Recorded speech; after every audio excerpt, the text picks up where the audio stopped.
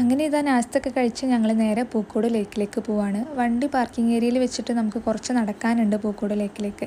അങ്ങനെ ഇതാ ഞങ്ങളെല്ലാവരും കൂടി നടന്നു അവിടെ എത്തി. ടിക്കറ്റ് എടുക്കാൻ വേണ്ടി മുജീബ്ക്ക പോയി. ഞങ്ങളെല്ലാവരും പുറത്ത് വെയിറ്റ് ചെയ്യാണ്. അങ്ങനെ ടിക്കറ്റൊക്കെ എടുത്തു ഞങ്ങൾ നേരെ ഉള്ളിലേക്ക് കയറി. നേരെ പോയത് ബോട്ടിങ്ങിനാണ്. അവിടെ മെയിനായിട്ട് ബോട്ടിങ്ങും പിന്നെ തടാകമൊക്കെ ഒന്ന് ചുറ്റി കാണാൻ പറ്റിയൊരു ഏരിയയൊക്കെയാണുള്ളത്. ഞങ്ങൾ 3 ബോട്ട് എടുത്തു. എല്ലാവരും കൂടെ 3 ബോട്ടിലായിട്ട് കയറി. 12 പേരുണ്ടായിരുന്നു. ഞാൻ, ഷഹാൻത്ത, നൂർത്തൻ്റെ മകൻ, ഞങ്ങൾ 4 പേരായിരുന്നു ഞങ്ങളെ ബോട്ടിലുണ്ടായിരുന്നത്. നൂർത്തൻ്റെ മകനുമായിരുന്നു ബോട്ട് ചവിട്ടിയിരുന്നത്. നല്ലൊരു കാലാവസ്ഥയും ഇളം കാറ്റും ആ ഒരു ബോട്ടിങ്ങും അടിപൊളിയായിരുന്നു കേട്ടോ. ഞങ്ങൾ ശരിക്കും ആസ്വദിച്ചു. ബോട്ടിങ്ങൊക്കെ കഴിഞ്ഞ് പിന്നെ ഞങ്ങൾ തടാകമൊക്കെ ഒന്ന് ചുറ്റി കാണാമെന്ന് കരുതി. ഞങ്ങളെല്ലാവരും കൂടെ തടാകത്തിൻ്റെ ചുറ്റും അങ്ങനെ നടന്നു കേട്ടോ. ഫുള്ള് ചുറ്റിയിട്ടൊന്നുമില്ല, കുറച്ചൊക്കെ നടന്നു പിന്നെ തിരിച്ചു പോന്നു.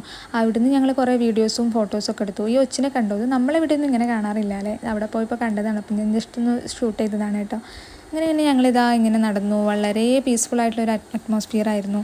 വയനാട്ടിൽ എല്ലാവരും പോയിരിക്കേണ്ട ഒരു പ്ലേസാണ് കേട്ടോ ഈ പൂക്കോട് തടാകം. ഏറെ ഭംഗിയാണ്. ഫാമിലി ആയിട്ടും പിന്നെ ഫോട്ടോഷൂട്ടിനൊക്കെ നമുക്ക് പോകാൻ പറ്റുന്ന ഏരിയയാണ്. അവിടുന്ന് പിന്നെ ഞങ്ങൾ നേരെ പോയത് എടക്കൽ ഗുഹയ്ക്കായിരുന്നു കേട്ടോ. എടക്കൽ ഗുഹയ്ക്കുള്ള യാത്ര വല്ലാത്തൊരു എക്സ്പീരിയൻസ് ആയിരുന്നു കേട്ടോ. ഞങ്ങൾ ആ കുത്തനെയുള്ള കയറ്റം കണ്ടപ്പോൾ തന്നെ ഞാനും ഷഹന്തി ഒന്ന് ബാക്ക് വലിഞ്ഞു. പ്രത്യേകിച്ച് ഞാനിത് കയറണോ വേണ്ടേ, എന്നെക്കൊണ്ട് പറ്റുമോ എന്നുള്ളതായി. പക്ഷേ രണ്ടും കൽപ്പിച്ച് ഞങ്ങളങ്ങ് കയറി കേട്ടോ. ഫസ്റ്റൊക്കെ ഞങ്ങൾക്ക് നല്ലൊരു ടയേർഡായിട്ട് തോന്നി. പിന്നെ ഞങ്ങൾ കുറേശ്ശെ അങ്ങനെ റെസ്റ്റ് എടുത്ത് അങ്ങനെ കുറച്ച് സമയം നടക്കും, കുറച്ച് റെസ്റ്റ് എടുക്കും, പിന്നെ വീണ്ടും നടക്കും. അല്ലാതെ അവിടെ നമുക്ക് കയറാൻ പറ്റില്ല, കാരണം അത്രയും കുത്തനെയുള്ളൊരു കയറ്റമാണ് വരുന്നത്. പക്ഷേ അത് നല്ലൊരു എക്സ്പീരിയൻസ് ആയിരുന്നു കേട്ടോ. അത് കയറാതെ മടങ്ങി പോന്നിരുന്നെങ്കിൽ ആ ഒരു എക്സ്പീരിയൻസ് ഞങ്ങൾക്ക് കിട്ടില്ലായിരുന്നു. അങ്ങനെ ഞങ്ങൾ മുകളിലെത്തി കുറച്ച് സമയം ഇരുന്നു. പിന്നെ അവിടുത്തെ അടിപൊളി വ്യൂ ആണ്. മുകളിലെത്തി കഴിഞ്ഞാൽ ആ വ്യൂ ഒക്കെ കണ്ടു. പിന്നെ ഇത് കാണാൻ തന്നെ വല്ലാത്തൊരു ഭംഗിയാണ്. അവിടെ പണ്ടുള്ള ആൾക്കാരൊക്കെ താമസിച്ചെന്ന് പറഞ്ഞപ്പോൾ ഒരു അതിശയം തന്നെയാണ് കേട്ടോ. അവർ അന്ന് പണ്ടുള്ള കാലങ്ങളിൽ ഈ കല്ലിലൊക്കെ കൊത്തി വെച്ചതൊക്കെ അങ്ങനെ അവിടെ കാണാൻ പറ്റും, എഴുതിയിരിക്കുന്നതൊക്കെ.